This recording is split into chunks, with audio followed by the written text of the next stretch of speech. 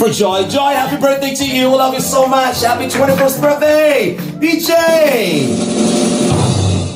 Happy birthday to you. Happy birthday to you. Happy birthday, happy birthday. Happy birthday to you. One more time with energy. Palakpakan naman sa iyon. Happy birthday to you. Happy birthday to you. Happy birthday to you. Joy, what's your birthday wish? Gusto mo ba? Sarili na lang o gusto mo sabihin wish mo? Sarili na lang. Sige, sarilinin mo na lang yan. Close your eyes. Make a wish whenever you're ready. You may blow the candle. Happy 21st birthday! Happy birthday! Happy birthday to you! Happy birthday! Happy birthday! Happy birthday to you! Thank you so much. Maraming salamat po. Let's bless the food. Tawagin natin.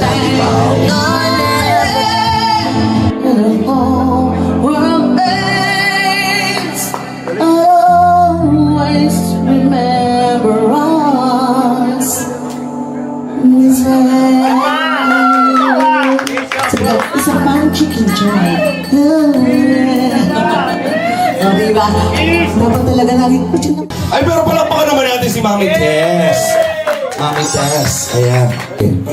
Tingnan natin. Let's begin. Air condition audit. And of course, naipadala po mula sa Iran to Iraq at Israel. Simulan na po natin ang ating compatibility test. Ganyan akong tissue. Medyo mainit. Nararamdaman ko yung ilaw sa paligid. Tingnan natin. Alamin natin ang kanilang relationship, ang pagkakilala sa isa't isa. Sino ang mas sweet? Oh! Ikaw sumagpagtingin sa'yo! Teka. Yung tingin. Yan. Taas na mataas na taas pa. Ah, okay. So, ang mas sweet, si Fran. Kasi si Fran, alam niya sa sarili niyang sweet siya.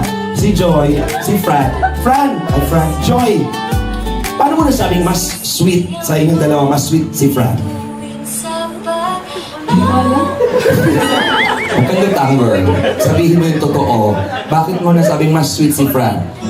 Ano, kasi mas na-effort siya kaysa sa akin. Yung pinaka-best or unforgettable na effort na na-feel mo na binigay sa ni Fran? Sige na. Sabihin mo na, don't be shy. Ikaw, sagutin mo. Pinipilit mo kasi. Pinipilit kita dahil gusto ko malaman. Hinati niya po ako pag may duty ako. Hinahatid pag may duty. So pag walang duty, walang hatid. So alam niya lahat ng schedule mo ng pag-duty. Opo. Okay. Di ba ang question nyo din, palagi bang hinahatid ni Fran si Joy? Kasi ito po. Okay. So ang mas sweet ay si Fran. Next! Kakatakot naman, parang may bomba naman dito. Sino ang unang nag-chat? Oh! Ikaw naman pala ang unang. Bihira ba mag-chat si Joy na siya lang? Oo, kasi minsan busy siya. So ikaw palagi? Hindi ka napapaisip, bakit hindi mo lang ako dito i-chat ko na ganyan? Hindi kasi naiintindihan ko busy siya sa school. Ram, narinig mo yun? Lagi ako sinag-chat pero hindi mo ako sinisin. Totoo yun sa lahat. Ha? Oo. Simple lang yung eksena, pero ramdam yung saya at connection nila. Kaya maraming fans ang natuwa at nakarelate.